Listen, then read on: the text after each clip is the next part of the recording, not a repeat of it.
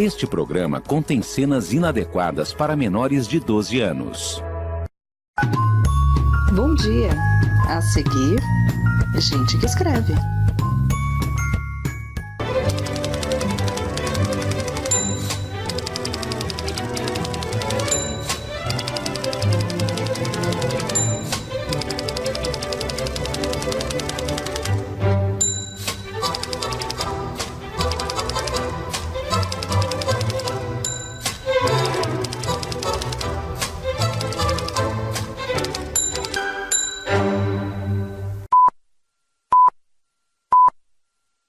Olá, amigos escritores, bem-vindos a mais uma edição do Gente que Escreve, o seu podcast semanal feito por escritores e para escritores. De Los Angeles, eu sou o Fábio M. Barreto. E de São Paulo, eu sou o Rob Gordon. Muito bem, o Gente que Escreve dessa semana começa em 3, 2, 1, vai!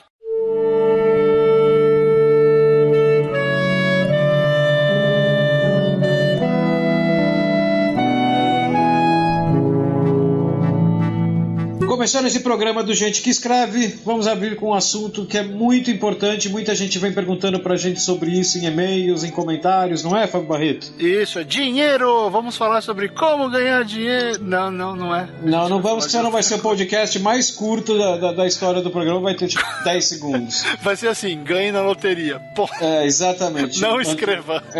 Case com alguém rico. E eu já casei, danou-se. Você também, putz. Não, já era. Já foi. Então vamos. Já perdemos. Aproveite a sua chance. Vamos falar sério. Vamos falar sério aqui. Não era Hoje sério? a gente vai falar. Não, ainda não. Não case com alguém rico, então. Ou case. Não case com alguém rico. Case com alguém que gosta de ler. E que seja rico. E que seja rico, livro pra você toda semana. Então vamos lá, vamos abrir o programa de hoje falando com um negócio que muita gente vem perguntando pra gente, que é coadjuvantes. A gente já falou sobre herói, a gente falou sobre vilão e vamos falar sobre coadjuvantes. Que é mais do que um personagem secundário, o coadjuvante é uma grande ferramenta para você dar vida no seu texto. E o grande ponto que o pessoal tem perguntado pra gente sobre coadjuvante é porque todo mundo só fala. E quase todos os livros, né, a maioria do material que existe por aí, que ensina a escrever, que ajuda a escrever, enfim, aqueles sistemas, aquelas técnicas e tal, muita gente só fala de herói, de vilão, só fala dos dois principais, né?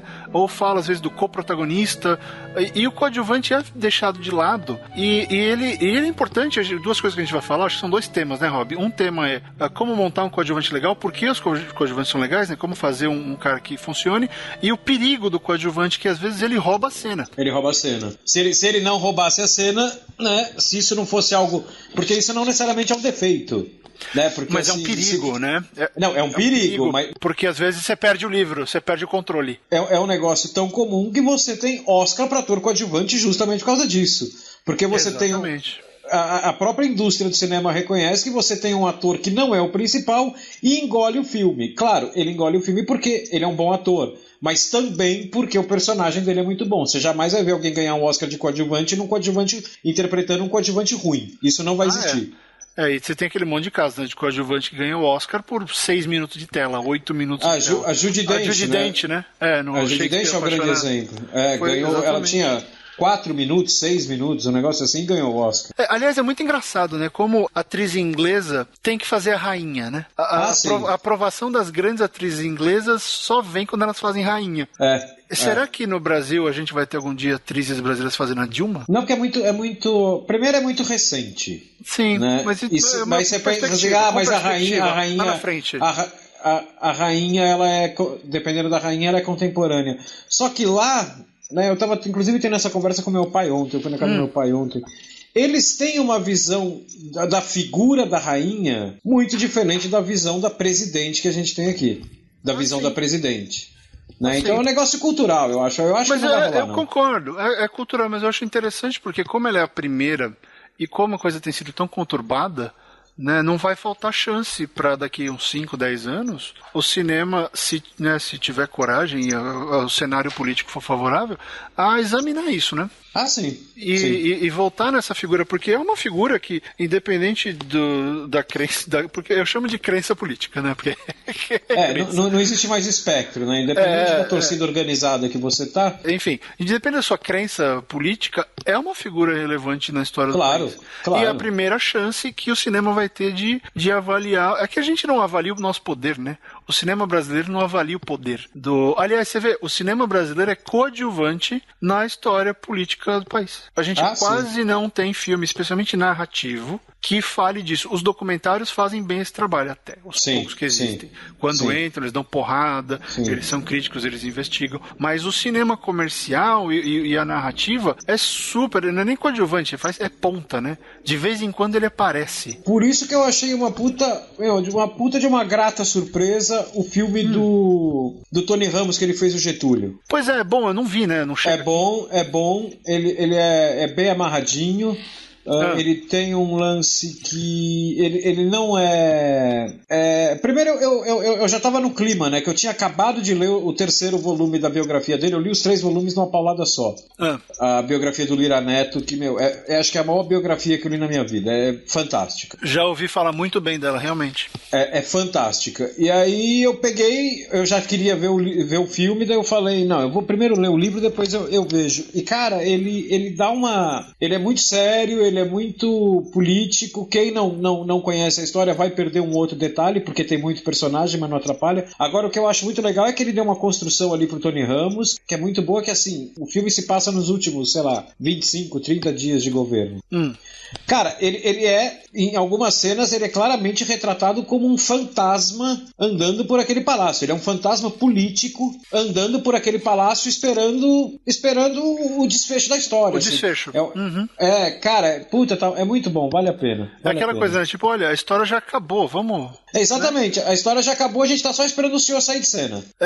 Que coisa. E é interessante pensar nisso porque... E tem a ver, sim, com o assunto de coadjuvante, porque uma das coisas que a gente conversa muito parece dar a impressão de que o que a gente faz é tudo focado em ficção, ou se fazer uma crônica divertida e tal, mas todo escritor tem que, em algum momento... ponderar se vale a pena escrever uma coisa mais séria, né? Desse tipo. De ir para uma coisa histórica, de estudar uma figura, de estudar um momento.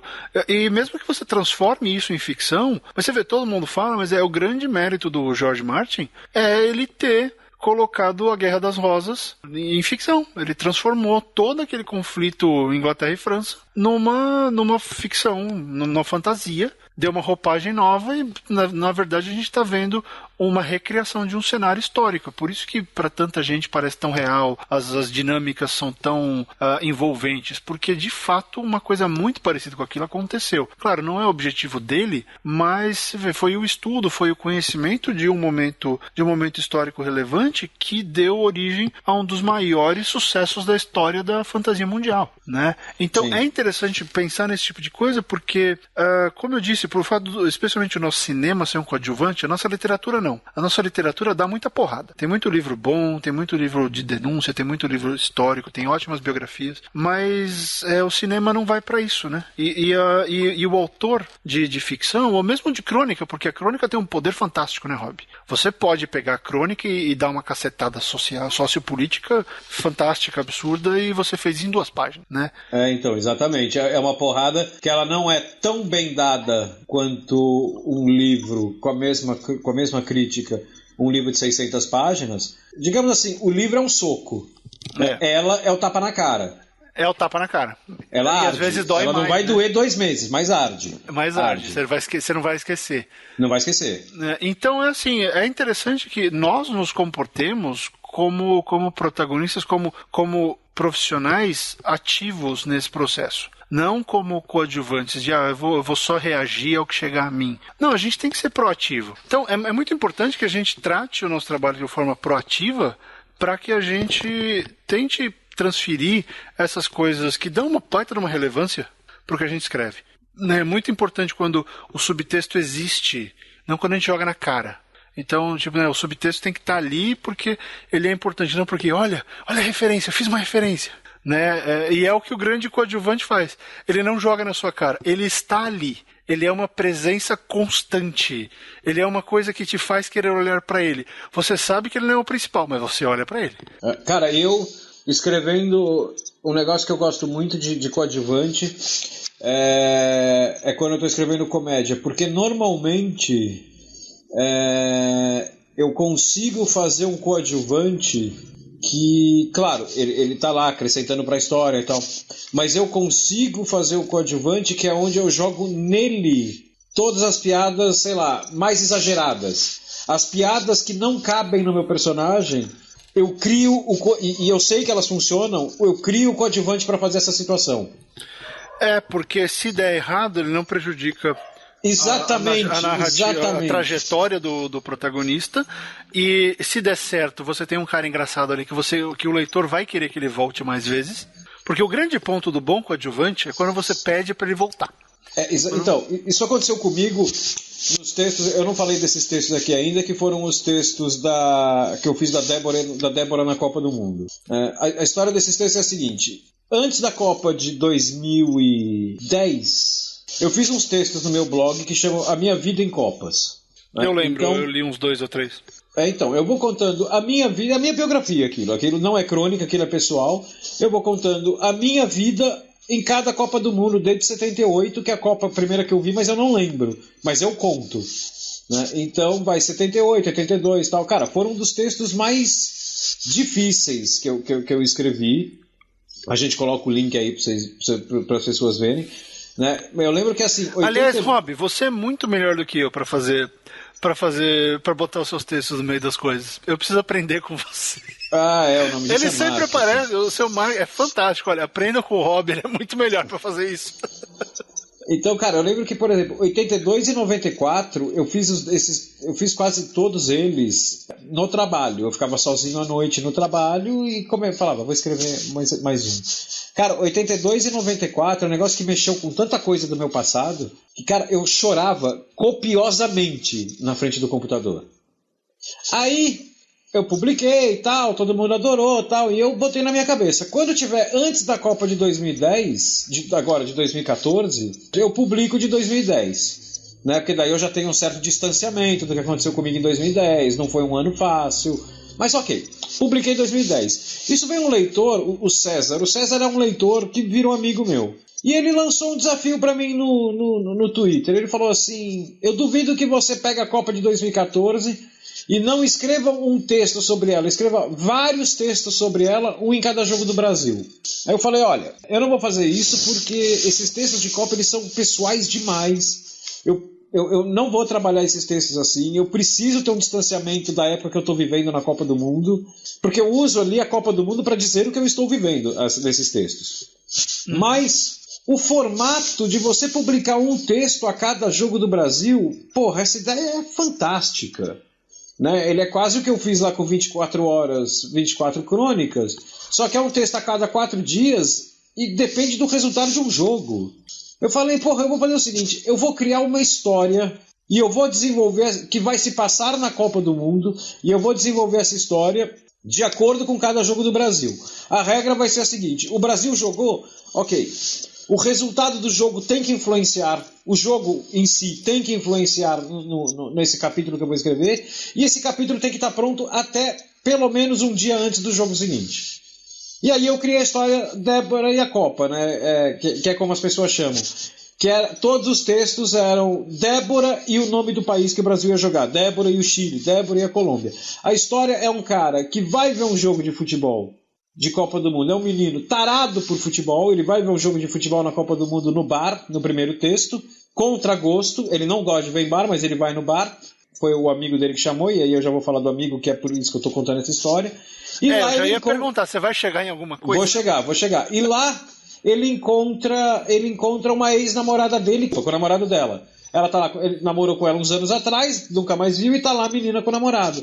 E eles começam a meio que, sabe, se olha daqui, se olha dali, o negócio mexe pra caralho com ele, né? Ele sai totalmente balançado. Então a Copa inteira foi uma loucura, cara, porque era a Copa inteira ele tentando reconquistar a mulher, e a mulher com o namorado. Então, porra, cara, no dia do 7-1, eu lembro que quando tava 5-1, eu já tinha esquecido Copa do Mundo, eu já tava no Twitter xingando todo mundo e tal, todos os jogadores. Mas daí uma hora caiu a ficha, eu falei, cara, o que eu vou fazer com esse jogo? Como é que eu vou contar uma história com esse 7-1? 7-1 é fora, né? Não, então, daí as pessoas, todo mundo vinha me perguntar no Twitter, o que você vai fazer com a Débora? Eu falei, não, eu dou um jeito e tal. E eu dei, ficou, um dos melhores textos que eu já escrevi foi o de 7-1.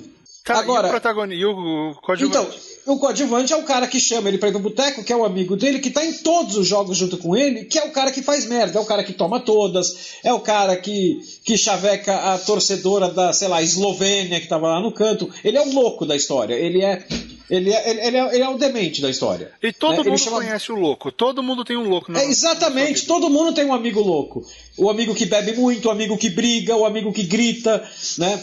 O nome dele é Batata, porque eu usei esse universo para homenagear 2 livros que eu li quando eu era adolescente, eu li na escola, que eu adorei, que era de um escritor chamado Álvaro Cardoso Gomes. Um chama A Hora do Amor e o outro chama A Hora da Luta, que também é esse esquema romance adolescente, eu adoro escrever essas coisas. Então eu usei todos os personagens para homenagear os personagens dele, são personagens meus. Mas eu usei os nomes para homenagear os personagens dele. Cara, até hoje, as pessoas me pedem a história do Batata. Até hoje. Então, quando chegou a Copa América, 4, 5 meses atrás, cara, as pessoas no Twitter para mim, cara, você tem que escrever a história do Batata na Copa América. E eu falava para as pessoas, eu respondia, o Batata não gosta de futebol. Está claro no primeiro parágrafo das histórias. Não, mas porra, a gente quer ver o Batata assistindo os jogos da Copa América lá no bar e tal. Não. Eu não tenho uma história do Batata pra contar. O Batata era eu quando eu ia em festinha com os amigos da escola, ou em bar de axé, essas coisas. Era só por causa das mulheres. Mas nenhuma outra razão. Então, o Batata ele vai assumidamente por causa disso. Então é assim, eu não tenho uma história do Batata pra contar. Né? Inclusive um cara veio perguntar pra mim um negócio que eu não lembro agora se era do protagonista ou se era do Batata, e eu não vou falar o nome do protagonista porque essa é uma informação importante. É uma graça que eu fiz no texto. O nome do protagonista é Cético. Porque... Não, o nome do protagonista eu tô brincando. Deixa a graça pro texto. Vou deixar pro texto, exatamente. Então, assim, teve um cara que veio perguntar pra mim, acho que foi do Batata que o cara veio perguntar. A única coisa que eu não gostei na sua história é que o Batata não tem emprego, né? Você nunca diz com o que ele trabalha e ele tem dinheiro pra beber e tal. O Batata não precisa ter emprego, o Batata é o Batata. O Batata é o Chandler. Ninguém sabe o que o Chandler faz. O Batata é o Batata. O Batata, ele é quase uma entidade que mora naquele bar. Então, assim, eu não tenho uma história do Batata pra contar. Agora, se eu tivesse uma história, essa história que eu contei, sem o Batata pra contar, eu tinha a história, mas ela não seria tão boa. O Batata dá o charme, né? Porque às vezes Exatamente. O protagonista, ele tanto dá o charme quanto ele pode ser o contraponto. No meu caso, eu tenho o Batata da minha vida, é o padre do Filho do Fim do Mundo. Todo mundo que lê e gosta do livro vem falar, eu quero mais do padre. Por que você não falou mais do padre? Por que o padre não aparece mais? Porque o padre era um contraponto em alguns momentos específicos que eu precisava dele, e a galera quer saber do padre. Quer saber o que o padre fez na faculdade, como eles conheceram, quer saber as outras coisas que o padre fez durante o fim do mundo, querem saber por que o padre fez o que ele fez no final. Então, e você concorda que se você tivesse, sei lá, mais 3 capítulos de padre, talvez ele não fosse tão bom? Pois é, porque aquela coisa do cara pedindo mais, mas você vê, eu tenho planos, mas é diferente do Batata, o padre tem história. Então, uma coisa ou outra a mais eu posso, numa eventual nova edição, eu quero dar um pouco mais do padre, porque o pessoal viu o valor desse coadjuvante e quer mais dele, porque diferente do Batata, o padre ele não faz muita piada. Ele é jovem e tal, mas ele é um cara que ele tem ele representa a moral. Ele é o padre, ele representa a moral, ele representa, enfim, né, todo o legado. E ele não é um padre radical. Então ele é um cara, imagina, eu e você, só que calhou de ser padre, né? Uhum. E o cara, ele tem uma moral bem interessante, que é próxima, que aliás a moral do padre é muito mais próxima da do leitor, em muitos casos, do que a moral do repórter. Porque o repórter é um débil mental às vezes. Ele faz coisas débeis mentais. O padre não, o padre pensa muito mais do que o repórter. Então ficou interessante porque eu escrevi o suficiente para que o padre fosse interessante, mas não roubasse a cena. Porque isso me assusta muito. Eu já tive umas 2 histórias que o coadjuvante roubou a cena. Mesmo de se chegar a um ponto, esse coadjuvante é muito mais legal do que o protagonista. E aí você tem um problemão, porque a sua história pode, né, seguir 2 caminhos distintos. Você pode basicamente sabotar tudo que você escreveu antes, porque você mudou o ponto de vista e o seu protagonista se transformou num acessório. né, para a existência daquele coadjuvante. Então é interessante pensar no quanto você dá do coadjuvante, as horas que ele aparece e até onde vale a pena ele ser uma presença constante, né? Porque tem alguns coadjuvantes, vamos pegar aqui um exemplo. Em Star Wars, o 3PO e o R2, eles são coadjuvantes. São. Eles estão ali o tempo inteiro, mas eles também servem como o alívio cômico, né? Eles estão ali para fazer piada e eles estão ali especialmente o 3PO. Que é o desesperado. O 3PO, ele tem essa função de alívio cômico assumida ali na grade ele tá ali para isso, ele tá ali para isso. Mas eles são coadjuvantes, eles estão ali. Então, às vezes, você quer que os droids apareçam para você falar, estão atrás dos droids de novo. Vocês repararam, mas o pessoal passa o filme inteiro atrás deles. Inclusive, é o mote, é pegar o R2. E eles estão fugindo. Então, aliás, tem muita teoria de que eles são... Tem uma teoria de que eles são os protagonistas. Porque se o Vader não estivesse atrás deles, não tinha filme. Mas aí eu chamo, eles são o catalisador, né? Na verdade, eles são o catalisador. E eles têm um lance que o George Lucas ele pegou do Fortaleza Escondida, não foi do Kurosawa? Que eles são o fio condutor da história. São eles que estão contando a história. Né? São eles que estão levando o espectador para ver a história. Porque até aquele momento ninguém tinha apagado a memória dele. Não existia isso. Então eles sabem a história inteira. Depois inventou-se essa história que não apagaram a memória do R2. Não! Enfim. Mas eles são o fio condutor, especialmente no primeiro filme. E aí depois que você constrói os outros personagens, eles viram só ali, né, os sidekicks que estão ali. Então é interessante olhar, vamos falar de alguns coadjuvantes legais, sem ser só de filme, pra gente poder dar umas ideias. Por exemplo, no Deuses Americanos do Neil Gaiman, o Shadow é o protagonista e o Quarta-feira, né, ele é o Wednesday, não sei qual versão você leu, ele é um mega coadjuvante. Ele tá ali, ele é o catalisador e ele é um coadjuvante bem presente. A Laura, que é a mulher do Shadow, ela já é uma coadjuvante estratégica. Ela aparece em momentos-chave da história para avançar a história. Então ela não só aparece para mostrar, porque toda vez que ela aparece, o Shadow tem emoção. Você conhece o estado de espírito do Shadow a partir da aparição da Laura. Porque aí você sabe como ele tá de verdade. Porque ele é um personagem que esconde muito, ele chama Shadow, né? Ele é o Sombra.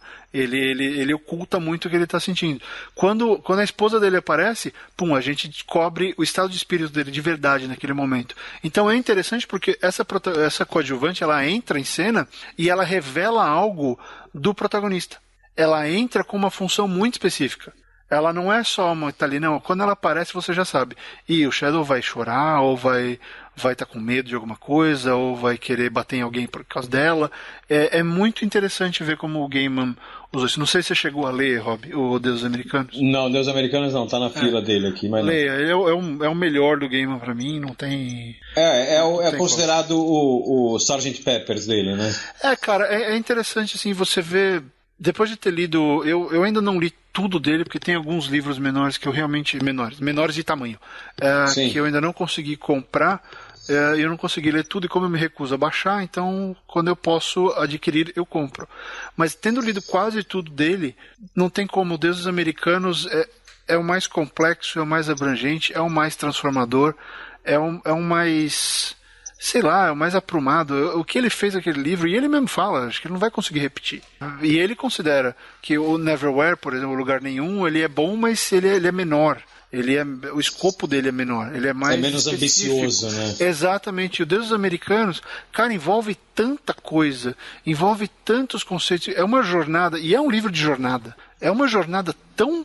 Sério, foi o primeiro grande livro na vida que eu li. Eu terminei de falar, eu sou outra pessoa. Eu terminei de ler e falei para mim, eu sou outra pessoa. O que o Shadow passa no final do livro é um processo que é um processo transformador em várias religiões antigas, como no xamanismo, por exemplo. Então é um momento de transformação, de renascimento. É maravilhoso. Mas tudo isso só existe por quê? Porque a gente tem esse protagonista que é extremamente apoiado por dois coadjuvantes, que é o Wednesday, ou Quarta-feira, e a Laura. Sem esses dois, sem esse tripé, olha só, o livro é uma tríade, mas ele precisa dos dois para existir, porque ele só existe em função dos dois. É muito, Bom. Eu tenho aqui um exemplo que está fresco na minha cabeça. Eu terminei de ler, eu ia até comentar isso num outro podcast, acho que foi o de terror que a gente fez, no de Halloween, mas acabei esquecendo. Eu li, mais uns 2-3 meses aí, uma trilogia de livro de mortos-vivos. É de um espanhol, eles saíram aqui no Brasil, eu esqueci o nome do escritor, é Manel Loureiro, acho. Não é Manuel, é Manel. E é em primeira pessoa, é como se fosse um diário, né? Então chama... aqui no Brasil eles saíram como Apocalipse Z. Né? Então é Apocalipse Z, A Ira dos Justos, né? O segundo e o terceiro tem subtítulo. E cara, eu acho que o melhor dos 3 livros é o primeiro. Né? Parece que no segundo e no terceiro você vê que em termos de escrita mesmo, não de história, de escrita, a coisa começa a perder o fôlego, né? Então tem capítulos que eu terminava de ler e falava assim, putz, esse capítulo foi muito ruim, cara, foi muito mal escrito. Rob, eu achei aqui os nomes em inglês, eu não achei em português, mas só para dar referência para o ouvinte. Apocalipse Z, The Beginning of the End, que deve ser o começo do fim. Dark Days, Dias Sombrios, talvez. E The Wrath of the Just, que é a Ira dos Justos. Esse eu lembro, que é o terceiro, a Ira dos Justos. Então, assim, cara, ele cria um universo muito legal de mortos-vivos e tal. Que ele pega esse tema que é totalmente batido e ele consegue dar um frescor e tal. O primeiro livro eu acho muito bom. O segundo já cai um pouco, o terceiro cai em muitos momentos. Tinha horas que eu virei e falei, porra, é sacanagem, porque no final do primeiro livro eu achei que eu estava lendo uma das coisas mais legais de terror dos últimos anos, que caiu na minha mão nos últimos anos. E agora no final do terceiro livro eu cheguei à conclusão que essa trilogia nada mais é que um guilty pleasure na minha vida. E eu gostei e tal. E cara, ele tem ali uns 2-3 personagens coadjuvantes que eles têm um papel que eu acho muito bem definidos. Um é o Prichenko, que é um ucraniano que vira amigo dele e vai com ele. O Prichenko é o seguinte, ele tem uma função ali muito clara. O cara, o personagem principal, o narrador, né, ele é um advogado. Então assim, é aquilo que a gente conversou no Halloween. Ele não sabe fazer nada, ele não sabe disparar uma arma, ele não sabe fazer porra nenhuma. Uhum. O Prichenko é piloto de helicóptero. No apocalipse zumbi, o advogado é uma das coisas mais inúteis que existe por aí. Exatamente. E no final, no terceiro livro, ele acha que eles encontram uma cidade, ele acha até uma função para ele. E claro, com o passar do tempo, a gente está falando de uma história que dura 5 anos, 4 anos, sei lá.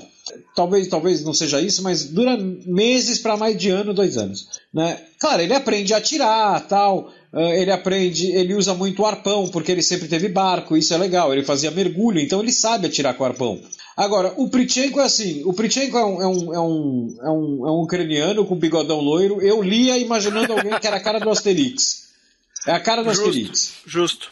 Toda vez que dá um quebra-pau muito foda, o Prichenko tá ali. Porque o Prichenko ele foi do exército, ele sabe fazer as coisas, ele sabe desarmar bomba, ele sabe armar bombas, ele sabe fazer emboscada, sabe fazer um monte de coisa. Então ele tem um papel muito bem definido.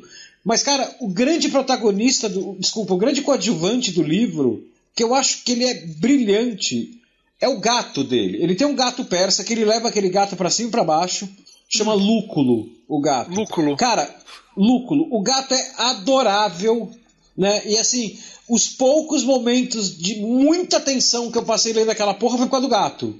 Porque eu falei, puta, agora o gato vai se fuder, agora o gato vai morrer. Uhum. Né?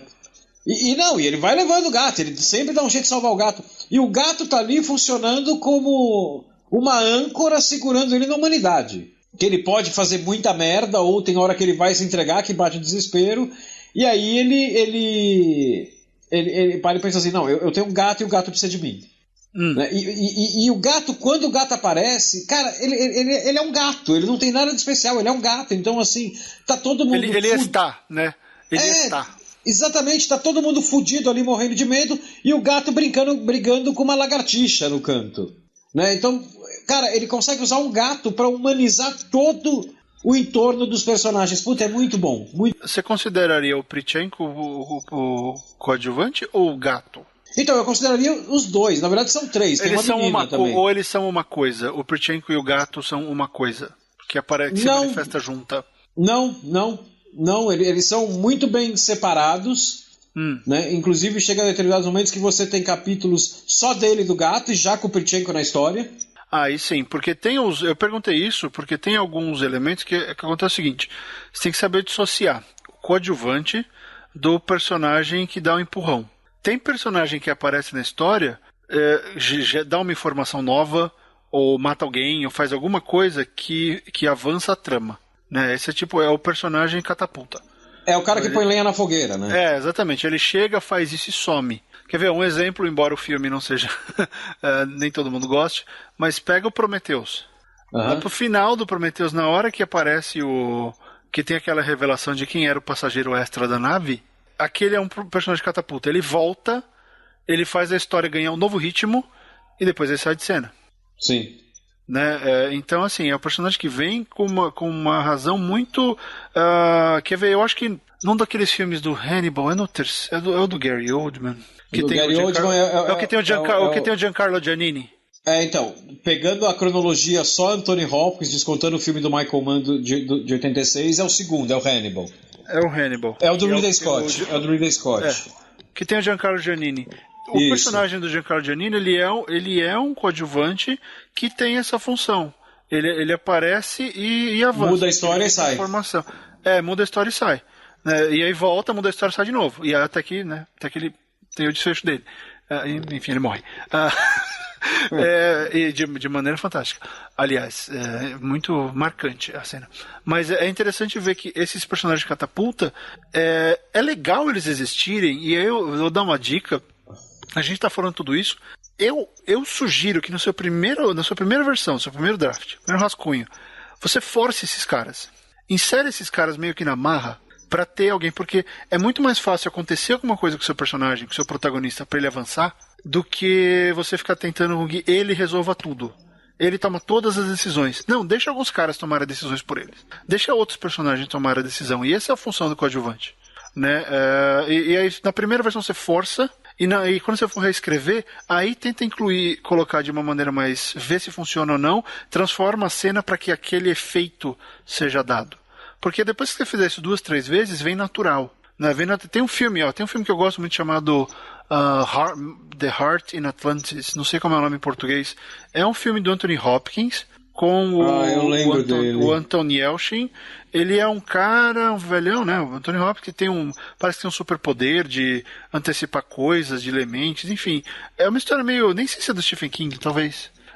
Tem uma vibe. Acho que não tenho certeza. Mas tem o climão. Se não for do Stephen King, é de alguém que leu Stephen King muito na vida. Esse filme, o The Heart in Atlantis, chama Lembranças de um Verão. Filme de 2001 e é escrito pelo William Goldman. E aí tem a Hope Davis, que fez a Hillary outro dia, o Anthony Hopkins e o maior coadjuvante da década de 90. Vamos lá, Rob. A gente chegou nessa teoria junto. Quem é? Puta, eu lembro. É o David Morse? David Morse. Eu lembro quando a gente montou essa teoria. Então, o David Morse é o maior coadjuvante da história e ele inclusive continua fazendo coadjuvantes. Né? Sempre por aí como coadjuvante.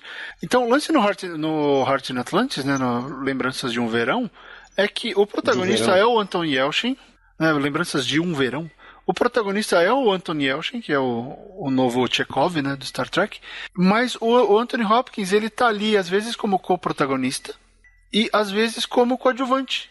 Ele tem as duas funções, porque ele aparece, ele carrega cenas, porque o mistério da história tá com ele.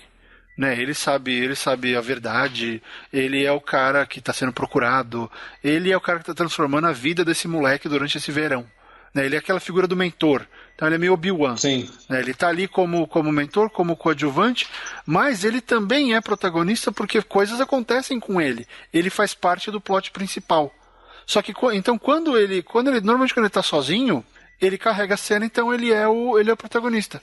Quando o moleque está sozinho, o Anthony Hopkins acaba virando ele assume a função de coadjuvante porque a presença dele está sempre ali. O moleque vai pensando, o que vai acontecer com ele? O que ele faria? O que será que ele quis dizer com aquilo? Então, ele é um coadjuvante que vai sempre motivando e empurrando o personagem principal. E isso é muito legal. Porque você pode fazer várias coisas com o coadjuvante. Ele pode e deve, quando possível, ser muito versátil. Você pode usar ele de diversas maneiras. Você pode usar ele para ser o alívio cômico, você pode usar ele para ser o catapulta, você pode... E aí eu ia falar do catapulta nesse filme, né? A mãe do moleque, que é a Hope Davis, ela é a catapulta. Toda vez que ela aparece, alguma coisa muda. Ela muda o curso. Ela muda o curso. Ela aparece... ela toma uma decisão, que normalmente é idiota, e aí isso afeta o curso. E aí você vê que os resultados da decisão dela mudam o rumo, porque ela é o elemento, olha só, essa coadjuvante, ela é o elemento externo. Ela não entende o que está acontecendo, então quando ela entra na dinâmica, ela entra com os dois pés no peito. Não, isso está errado porque é bizarro um homem de idade ficando amigo de um menininho. Sendo que, enfim, aí tem aquele... Não tem nem o subtexto, mas entra mais o preconceito contra esse tipo de relação de amizade, né? Porque tem alguns diretores que não aceitam que você pode ser amigo. Então, eu lembro de um que pra mim ele é um dos melhores coadjuvantes que eu já vi na história da comédia, que é da série da Tina Fey, o 30 Rock. Aliás, Tina Fey pra mim é uma das maiores escritoras de comédia hoje do mundo inteiro. Ela é muito boa. Eu acho a Tina Fey, ela é brilhante. E na série dela, no 30 Rock, ela criou aquele personagem do Tracy Morgan, que na série é o Tracy Jordan, que, cara, ele é Quem não conhece a série, o 30 Rock é quase que a série que conta como eram os bastidores dela quando ela era roteirista-chefe do Saturday Night Live. Então ela não usa o nome Saturday Night Live, mas ela é roteirista-chefe de um programa de TV. O programa é comprado por uma empresa real, a GE, né, a General Electric. Que é dona de muita coisa aqui, que inclusive é dona parcial da Universal. Sim, que ela tem o conglomerado dela, né? E é dona da NBC, é dona da Universal. E aí ela tem o chefe novo dela, que é o Alec Baldwin, que é um cara que até o começo da série eu achava ele um ator B, né? E, cara, nessa série ele tá fantástico. O próprio Seinfeld, ele descreveu essa série uma vez como... que eu achei brilhante. Ele fala assim, 30 Rock não é uma série de comédia, ela é uma série de suspense. Porque você fica assistindo o tempo inteiro esperando o Alec Baldwin aparecer. Enfim, e tem o apresentador principal do programa dela, que é o Tracy Jordan, que é o cara que faz... Ele funciona como uma sátira para todos aqueles grandes astros negros do cinema e da TV, tipo Martin Lawrence, né? Então, assim, ele é... O Chris Rock. Ele é o estereótipo da celebridade louca, da celebridade ensandecida. Eu lembro daquele episódio que ele queria fazer o hambúrguer, era hambúrguer com carne, era carne em cima, carne no meio e carne embaixo. Isso. E ele quer fazer porque... E o legal é que, assim, ele é tão bem construído porque, assim, se criou desde o começo da série que ele pode fazer o que ele quiser porque ele é rico e famoso. Ele mesmo fala isso. Eu sou rico e famoso, eu posso fazer o que eu quiser. Então, cara, a Tina Fey, ela conseguiu com aquele personagem, ela criou um coadjuvante que, pra mim, ele é o coadjuvante perfeito de comédia. Ele é o protótipo do coadjuvante perfeito de comédia, porque qualquer coisa que você fizer ele fazer, funciona. Porque ele é tão fora da realidade que, assim, se você começa o episódio, ela vai gravar o programa. Então, por exemplo, eu vou criar uma cena aqui, talvez tenha tido algo parecido na série, a série tem 10 temporadas, acho, sei lá. Né? Mas ele é o tipo de personagem que, assim, se começa o episódio ele ligando pra ela e falando: olha, Liz Lemon, que é o nome dela na série, eu não vou poder participar do programa hoje, que a gravação é hoje, porque eu estou na Coreia do Norte. Aí ela vira pra ele e fala assim: mas como é que você tá na Coreia do Norte se ontem à noite você estava aqui? Então, eu estou na Coreia do Norte e eu não sei como eu cheguei na Coreia do Norte. Cara, se você colocar isso pra qualquer personagem de qualquer série, não funciona. Nele funciona. Nele você vira e fala assim: cara, algo aconteceu que ele foi parar na Coreia do Norte, ele é tão louco. E você acredita, porque você acredita. Exatamente. Exatamente, é viável. Qualquer outro personagem você fala: puta, esse cara tá na esquina e tá mentindo. Ele está na Coreia do Norte, as coisas com ele são assim. Então eles conseguiram criar ali, cara, um coadjuvante de comédia, cara, que ele não obedece às leis do tempo, do espaço, da física, da sanidade. Qualquer coisa que você colocar aqui ali é válido, simplesmente porque é ele. Puta, é brilhante isso. É brilhante. Com o Batata isso caberia totalmente. Assim, o Batata é um cara que ele se permite esse tipo de coisa. A história permite que o Batata faça isso. Exato. É esse lance. O coadjuvante, ele tem que ser versátil e ele tem que cumprir a melhor tarefa para ele. Porque, entenda, em inglês, o coadjuvante é chamado de supporting character, supporting actor. Isso. Então é supporting porque ele dá apoio. O coadjuvante, ele é um personagem de apoio. Ele tem que estar ali ou para questionar o que o seu personagem... Ele tem que ser a consciência do seu protagonista, ele tem que ser o cara que vai concordar com o seu... Ele tem que fazer alguma coisa em relação ao seu protagonista. Ele não é só um papagaio de pirata. Porque tem personagem que é essa grande diferença entre o bom coadjuvante, que é o cara que afeta a história, e o papagaio de pirata, aquele cara que anda com o rapper, que só fica fazendo que sim com a cabeça. Esse personagem ele é extremamente desinteressante, a não ser que você precise do papagaio de pirata. Mas quando um coadjuvante é bom, ele vai afetar o rumo da história, ele vai dar mais informações sobre a história, ele vai influenciar o personagem principal e ele, em algumas vezes, vai mudar os rumos da história. Né? Ele pode ser a catapulta.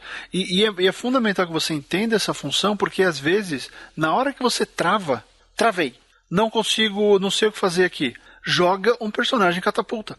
Inventa um personagem, sei lá, inventa um policial que vai parar o carro do seu personagem na estrada para dar uma multa. Ele vai te dar uma multa, mas você vai perguntar alguma coisa para ele vai falar, não, mas eu sei que tem um acampamento XYZ se você virar ali à direita daqui 2 km. Pronto, sim. Ele te deu a multa, mas ele mandou o seu carro para outra direção e você vai chegar onde você precisa. E quem é esse cara? Ele é um catapulta. Ele nunca mais vai aparecer na história, mas ele foi um coadjuvante ali que naquele momento ele surgiu para mudar os rumos. Normalmente o que o pessoal faz é criar um personagem recorrente, que vai mudando isso várias vezes, que nem eu falei do Lembranças de um Verão, que a mãe do menino, sim, toda vez que ela aparece, ela muda o rumo. Então é muito interessante fazer esse tipo de brincadeira para que o seu texto ganhe um ritmo bacana sem depender do seu personagem, porque às vezes cansa quando o personagem principal tem que fazer tudo. Ele que vai descobrir o segredo, ele que vai pegar o carro, ele que vai fazer piada, ele é que vai chorar, ele é que vai mudar o rumo. Quando ele faz tudo, fica um saco. Porque na nossa vida, você pensa, a gente não faz tudo, né? E quando a gente tenta fazer tudo, a gente se quebra. E aí precisa de ajuda de um mentor. E aí o mentor tem que aparecer, que é qualquer um para quem você pede ajuda. Então, se na sua história esse mentor já existir e aparecer 2 ou 3 vezes, ele já vai resolver muito a questão do ritmo. Ele já vai resolver muito a qualidade do que você está falando. Porque ele já vai estar ali e você pode brincar com ele. Você pode inventar a batata. Você pode ver... O Jack Sparrow. O Jack Sparrow era um coadjuvante meio louco no primeiro filme. Exatamente. Cresceu, né? E aí ficou maior e acabou ganhando a cena. Os dois saíram de cena e o Jack Sparrow ficou mais importante. Sim, porque é um caso clássico de coadjuvante que roubou a história. Por mais que ele tenha sido ele foi indicado a ator e não ator coadjuvante, os protagonistas da história é o casal. A gente está falando de protagonistas do filme. Sim. Os protagonistas do primeiro filme o Orlando Bloom e a Keira Knightley. Exato. Você definiu bem ali. Ele era um coadjuvante maluco ali. Ele era o Wild Card, ele era o Coringa. Ele era o Coringa exatamente. no sentido de carta de Coringa. Ele servia para qualquer coisa, tanto que até existe o termo aqui que é o Jack of all trades, que é o faz tudo. Ele servia para uma série de coisas, ele era o bombril da história. E aí perceberam que tinha um carisma muito grande, ele começou a aumentar, e aí virou a história do Jack Sparrow. Né? Tanto que você não precisa mais do Will Turner e nem da Elizabeth Swann. Você precisa do Jack Sparrow. E aí ele vai fazendo as coisas. Então é interessante ver que, olha só, nem sendo o Johnny Depp, personagem maior ator daquele elenco e tudo, o ponto é que foi um caso clássico de personagem secundário, importante, mas secundário, que roubou a cena. Sim. No caso deles funcionou, né? Porque juntou Johnny Depp com o dinheiro do Bruckheimer, com a Disney, então você consegue fazer virar. Mas e se você tiver no seu livro? Você está escrevendo seu romance, as suas crônicas e tal, de repente o coadjuvante rouba a cena. Eu vou dar um exemplo meu. É uma história não publicada, porque é uma história que eu ainda não terminei, estou fazendo em inglês, chamada The Divide. Esse é meu primeiro livro em inglês, espero. Eu criei um personagem que ele é uma fantasia, uma alta fantasia. Então tem esse personagem que ele vai fugir da cidade onde ele mora, porque ele completou uma idade X e porque ele não passou num teste ele vai ser excluído. Então ele vai embora. Só que ele vai embora por causa do conselho e do incentivo de um monge que ele conhece. E cara, em meia página, esse monge, pra mim, ficou muito mais interessante do que esse moleque. Eu vivo querendo, mas e o monge? Pra onde ele foi? Não, mas o que vai acontecer com o monge que tá indo pra batalha? Não, mas o moleque tá indo pra floresta, mas e o monge? Toda hora eu fico, caramba, eu preciso mais desse monge, eu preciso mais desse monge. Então eu tenho acho que umas 30 páginas disso, e eu não paro de pensar nesse coadjuvante. E fico pensando, vira uma história só pra ele? Não, aí vai ficar chato, porque ele é interessante porque ele é o contraponto do protagonista. Ele não funciona sozinho, né? Ele não funciona tão bem sozinho. Não funciona sozinho. Não. Que aí esse é o problema de, vamos dar alguns exemplos. Pinguins de Madagascar, o filme dos pinguins não funciona. Qualquer filme de bichinho secundário de animação que já tentaram fazer. Os pinguins de Madagascar, eles são um dos maiores coadjuvantes da história da animação. Eles aparecem, eles fazem a cena deles, eles interferem na história, eles mudam o rumo da história, a gente ri pra caramba com eles e eles vão embora. Eles literalmente saem de cena. Né? Então foi feito dessa maneira para que o personagem ele tenha uma função. É um coadjuvante recorrente que faz tudo isso que a gente falou, só que na hora que botaram os bichinhos sozinhos, o que aconteceu? Não segura. Não foi só eles. Não segura. Tem um monte de animação aí que vira desenho, que o personagem secundário vira desenho. Não dá certo, sabe? Tentaram fazer o desenho dos droids depois de Star Wars, não dá liga. Eu lembro. Não dá. Os droids funcionam. A grande coisa do desenho dos droids é que foi no desenho dos droids que apareceu o Boba Fett. Inventaram o Boba Fett, que era um cara bonzinho. Ele salva o Han Solo na primeira aparição dele. E aí depois eles usaram pro filme. Mas não funciona. Você tem que entender que o coadjuvante ele só existe porque ele está inserido num mundo que precisa dele. O ponto é, o bar das histórias da Copa do Hobby precisava do Batata. Sim. Né? Se não tiver o Batata, não tem história. Precisa do Batata. Não, então, é o que eu falei. Nesse caso, eu até tinha a história, que eu tinha o romance. Só que, cara, eu perco muito da cor desse mundo aí.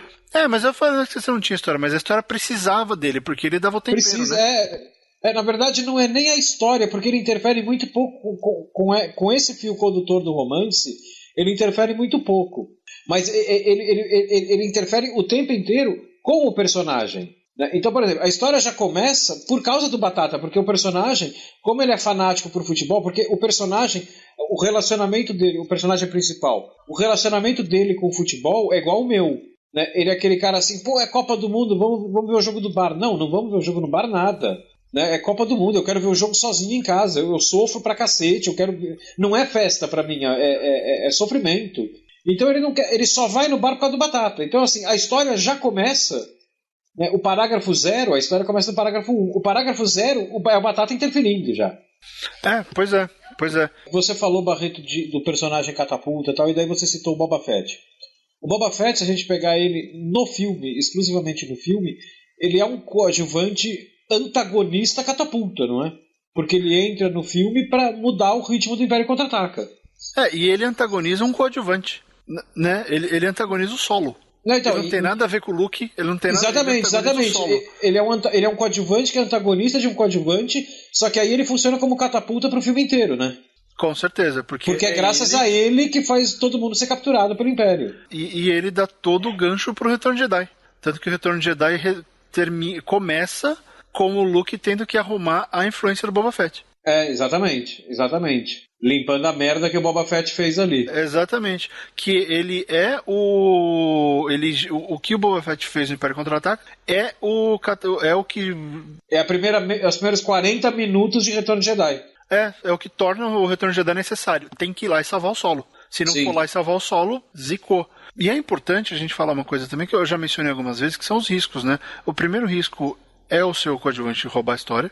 E aí você pode ter jogado 100 páginas fora, porque você dedicou a um personagem que não é tão envolvente, porque você deixou o outro ser mais legal. Então sempre mede isso, né? O coadjuvante, assim como o vilão, ele só é bom e ele só é válido a partir do momento que a dinâmica dele com o seu protagonista existe. É válida, é boa e é atraente. Se eles começarem a existir sozinhos, você vê tudo isso que a gente falou. Boba Fett só existe por causa do Han Solo. O Batata só existe por causa do amigo. O Anthony Hopkins só existe por causa do moleque. Né?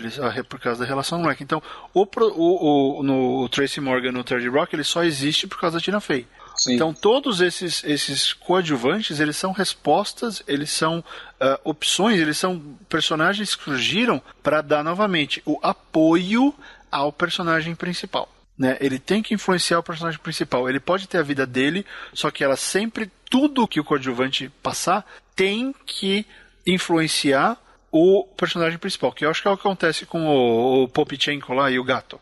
Pirulenko, como é que é o nome do cara? Prichenko e o gato. Prichenko e o gato tem... O gato é Lúculo. Da humanidade que o gato lembra. Lúculo. Então, eles dois pegam e fazem com que o protagonista não é o Prichenko. O protagonista é amigo. É o porradeiro, né? Não. O porradeiro é o Prichenko. Então, o Prichenko é o porradeiro amigo do protagonista. Isso. Que é o advogado. Que é o advogado. Isso, que é o narrador. O Prichenko e o Lúpulo, eles só existem... Lúculo. Lúpulo é cerveja. Cerveja. Então, o Prichenko e o Lúculo, eles só existem para cobrir uma parcela, alguma coisa da persona do narrador que está sumindo por causa do fim do mundo. Então, pelo que o Rob falou, é a humanidade. Né? Então eles dão humanidade de volta pro narrador. Então você tem que ver. Humanidade / vontade de sobreviver, vai? Os dois são isso. Eles motivam, eles são um motivador. Isso. Né? Eles motivam que o cara continue sendo bonzinho. Vamos pegar o Walking Dead. É o Carl e a Judith. Eles são as coisas que fazem o Rick continuar sendo Rick, né?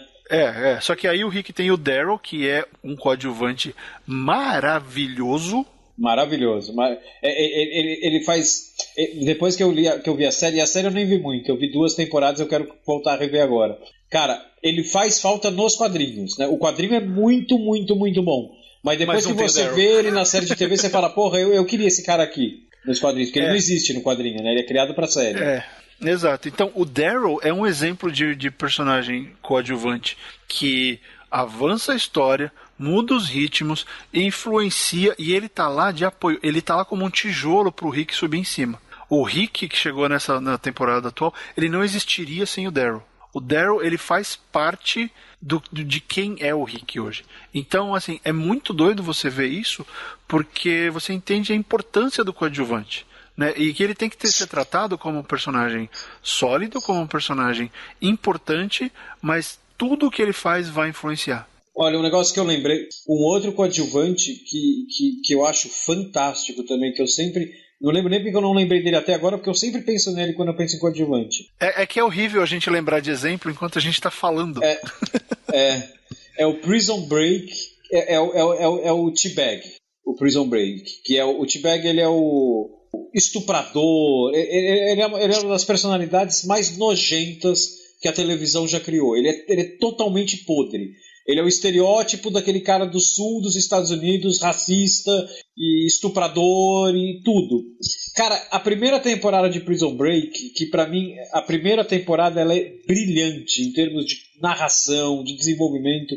Cara, pelo menos 30% da primeira temporada, todos os personagens eles têm que parar o que eles têm que fazer pra limpar alguma coisa que o T-Bag fez. Ele funciona, cara, ele funciona quase como uma bala perdida na primeira temporada. Ele vai indo pra todos os lados e vai fazendo vítimas. Que personagem fudido, cara. Que personagem. Maravilhoso. Pois é, você vai vendo. E existem vários, assim, na hora que a gente para analisar, como eu falei, é muito difícil a gente parar e ficar tentando analisar coisas enquanto a gente grava, porque a gente quer, né, continuar falando, sempre dar coisas pra vocês.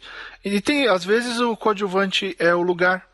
Tem um dos livros que eu traduzi recentemente, o The Warriors, do Saul Ulrich, a cidade, o sistema é o coadjuvante. Porque esse coadjuvante... O The Warriors do filme? O livro que inspirou o filme.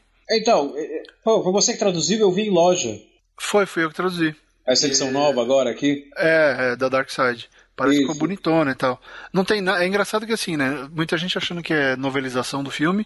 Não tem muito a ver, assim, algumas coisas mudaram. Mas eu acho até que é mais interessante do que o filme, como história. Mas qual é o original? Que eu não sei, é o filme ou é o livro? O original é o livro. É o livro? Eu não sabia.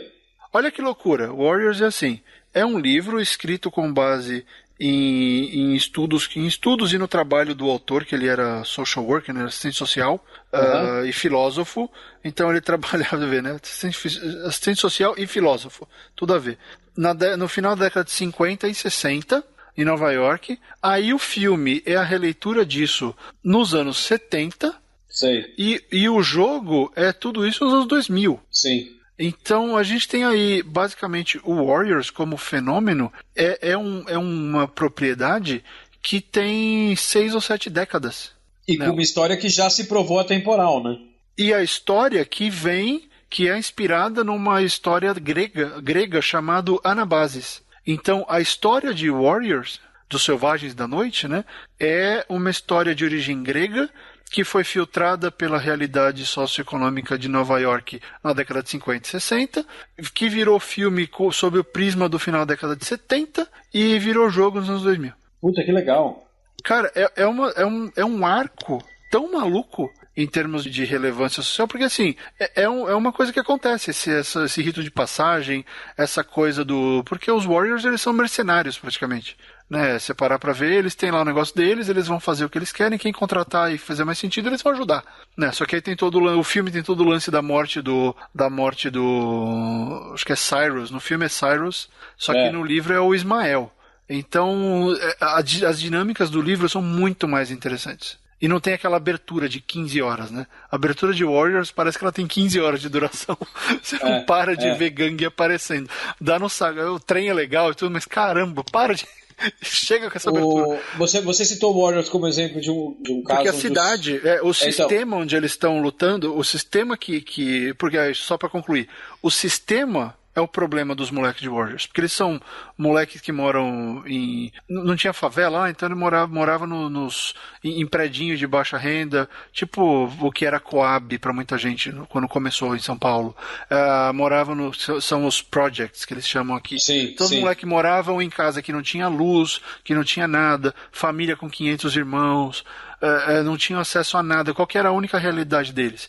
Era formar essas gangues. E no livro, as gangues são de pivetes mesmo. No livro eles são maiores, no filme eles são maiores, né? Já são adultos e tal. O autor ele fala que no filme nunca poderia existir uma gangue mista. A gangue ou era só de latino, ou só de polaco, ou só de negro. O filme mistura tudo, ficou aquela loucura. Mas no livro eles são pivetes mesmo, que tem a chance de dominar a cidade. E, cara, as coisas que acontecem ali, o sistema está sempre na cara deles. O sistema se manifesta de todas as formas. Toda vez que o sistema se manifesta, a história muda o ritmo, muda o rumo. Então é com a chegada da polícia, é com o assistente social deles que tenta armar uma emboscada, é com o fliperama que não está deixando eles jogarem, é com a véia louca que está no parque. Então toda hora que o adulto barra sistema aparece, pum, a história muda. Né? Então tem um coadjuvante oculto aí. Ele se manifesta, mas sem necessariamente ter uma presença, né? Ser o mesmo cara. Quem tem um papel parecido é o deserto de Lawrence da Arábia. Lawrence da Arábia, o deserto ele é quase um coadjuvante. Né? Ele vai além de um cenário, ele interfere o tempo inteiro. Exatamente. Então você vê, as coisas-chave aí para o coadjuvante são interferência, mudança de rumos, suporte moral ou antagonismo moral e também o alívio cômico. Né? O coadjuvante ele pode ser tudo isso. Às vezes tudo isso junto, às vezes só um desses elementos, mas contanto que ele sempre ajude o personagem principal, o seu protagonista, a avançar ou tomar uma decisão ou, enfim, mudar alguma coisa na cabeça dele. Então eles são bem, né? Render um programa inteiro porque coadjuvante é muito mais importante do que muita gente acha. Sim, ele não tá lá só pra fazer número, né? Exatamente. Você vê, quer saber um cara que começou meio como coadjuvante e mudou ao longo do filme? O Darth Vader, cara, primeiro Star Wars. Sim. Ele era quase... No primeiro filme ele é quase um coadjuvante. O Tarkin é o vilão do primeiro filme. Ele é o henchman ali. Ele é um negócio que todo filme do 007 tem. É o vilão, é o Leão Chakra, né? É o capanga. O Tarkin manda, o Vader late. Só que aí, tanto que tem uma hora lá, o Tarkin manda ele fazer um negócio, tem um Jakku, no começo do filme, tem um oficialzinho de merda do Império que chega e fala, você não vai fazer nada? Deixa comigo. Meio que você tá falando comigo, amigo? Nos próximos ninguém chega perto do Vader. Né? Exatamente. Então, o Lucas percebeu que o Vader tinha que assumir aquela posição, especialmente depois que ele matou o Tarkin, mas o Vader começou como coadjuvante ali, tá? Era a figura opressiva, e aí virou o Vader, mas no começo ele era nada. né? Você vê, é um caso de coadjuvante que ficou muito maior do que devia ser. Felizmente deu certo, né? Não, e se você expandir esse raciocínio para os 6 filmes, ele é o principal. Aí sim, você vê, é o descobrimento da coisa. Então, tá toda a jornada dele ali, ele é o principal, para um cara que nasceu como coadjuvante em 77. Pois é, exatamente. Então tá, eu acho que chegamos ao fim da nossa discussão sobre os coadjuvantes. Rob, vai ter desafio essa semana? Vamos. Deixa eu antes de eu dar a palavra, deixa eu dar um recadinho para quem está ouvindo a gente. Sempre que vocês postarem os textos dos desafios que a gente propõe aqui, como a gente tem um problema de tempo, né? Então, por exemplo, a gente às vezes demora 10 dias para conseguir, eu pelo menos, e o Barreto eu sei que também. A gente demora às vezes 10 dias para conseguir sentar e ler todos os textos que vocês mandam. Nesse inteirinho a gente já gravou outro programa, outro já entrou no ar. Então, para não dar confusão, coloca lá, olha, esse é o texto do desafio com as palavras tal e tal. Né?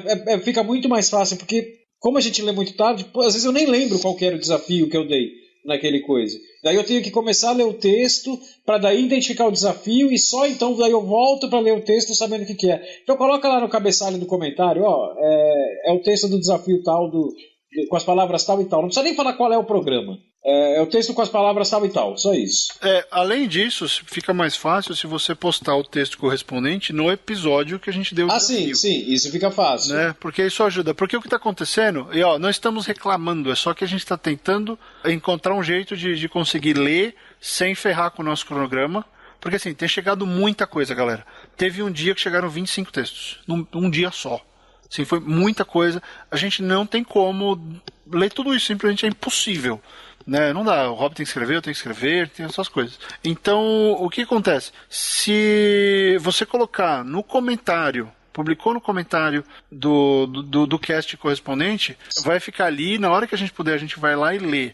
Agora, o que eu queria pedir se você já colocou no comentário, por favor, não mande 3 vezes por e-mail, não marque a gente no post, no link do post que você colocou no seu blog, manda uma vez só, a gente vai ler. A gente vai ler, mesmo que demore, a gente vai ler. O que está acontecendo é que a gente está sendo sobrecarregado com esse monte de coisa. E os textos estão muito legais. Então a gente só está pedindo, entenda um pouco o nosso lado. A gente precisa saber, enfim, conseguir coordenar isso. Porque se eu li no comentário no site, e aí eu vou deixar o seu e-mail sem resposta, eu vou ficar achando, não respondi. E aí eu vou ter que te responder 2 vezes. Então manda uma vez só. Eu tinha pedido, realmente eu falei, para mandar por e-mail, se não tivesse à vontade no comentário, mas eu queria, vamos consolidar isso nos comentários do cast correspondente. Não dá, a gente está recebendo muita coisa, tem gente que manda com arquivo atachado, gente que manda no corpo do e-mail, está chegando de todo jeito. Então coloca no comentário, a gente entra a ler, fica mais prático, fica melhor para que a gente consiga dar essa atenção que a gente quer dar para vocês, só que a gente precisa de um pouco da compreensão da galera, tá bom? Então, vamos lá pro desafio? Vai, você escolhe a palavra primeiro hoje. Eu vou escolher a palavra. A palavra... Isso é uma palavra composta, vai ser garrafa d'água. Porra, eu ia botar barra de ferro. Não vou botar, é muito parecido. Escolhe o cenário. Eu escolhi a palavra, você escolhe o cenário. Cenário, tá bom. Qual que você colocou? Garrafa d'água? Garrafa d'água. Cenário. Madrugada. Madrugada, boa. Garrafa d'água e madrugada. E eu vou dar uma dica. Eu tenho lido muitos textos que eu estou gostando, mas os começos às vezes têm incutido numa coisa que não é recomendável. É você já sair de cara usando isso. Eu peguei uma garrafa d'água no meio da madrugada e fui correr. Sim. Usa de outro jeito. Isso daí é que nem quando o professor de fotografia na faculdade vira, vamos fazer uma aula para tirar foto aumentando a exposição, vai todo mundo pro viaduto em cima da radial da 23 tirar foto de farol de carro. Né? Então, assim, todo mundo já fez isso. Usa de outra forma. Vamos ser criativos aí. Então, vocês estão proibidos de usar as duas na primeira frase. No primeiro parágrafo. No primeiro parágrafo. Usa de formas diferentes. Por exemplo, madrugada, talvez a pessoa tenha que usar pela história que ela construiu no primeiro parágrafo, né, para situar o leitor e tal. Agora, garrafa d'água não, pessoal. Garrafa d'água é lá no meio do texto, por favor. Né? A gente está dando 2 cartuchos, não queime os 2 no primeiro parágrafo. Exatamente. Porque assim, é para não ser óbvio, né? Vamos tentar fugir um pouco da obviedade para deixar o texto mais interessante. E assim o leitor fica se perguntando. No nosso caso, que nós sabemos que vai usar essas duas coisas. A gente vai ficar perguntando, como é que ele vai usar a garrafa d'água? Se você já usar de cara, eu já sei que você usou dali pra frente, vai ser uma história qualquer que por acaso começou. Então esse não é o começo da sua história. São elementos que você tem que usar na história. Mas cria um certo suspense pra gente saber onde você colocou a garrafa e como é que a madrugada vai influenciar.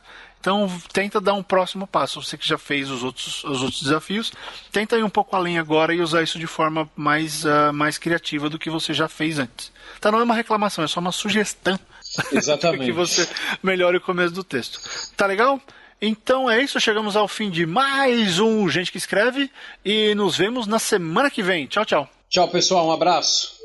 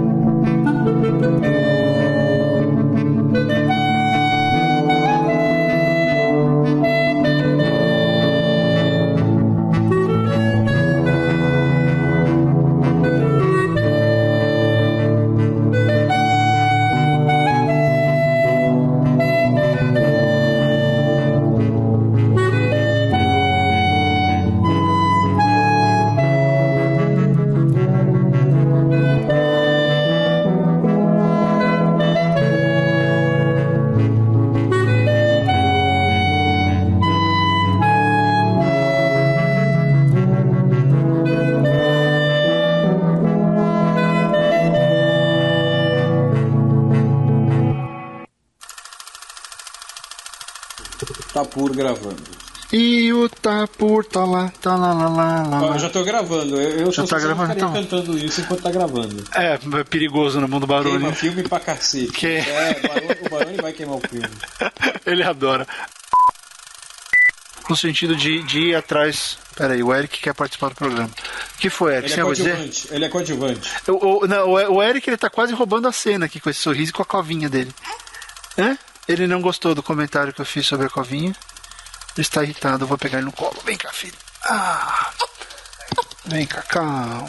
Vem cá, papai. Eric, o que você tem a dizer sobre a situação sociopolítica do Brasil? Alguma coisa? Ele chorou. Ele chorou. Ele já sabe. Ele já sabe, tadinho. Essa é a resposta que eu dou, eu choro. E nesse filme, então, o protagonista é meio que um protagonista duplo. Oi. Dá uma pausa que tem um cara passando vendendo vassoura aqui e ele vai tocar a campainha. Peraí que eu vou lá falar com o cara antes que ele toque. Peraí. Tá bom, vai lá. Fala que não dá pra comprar vassoura.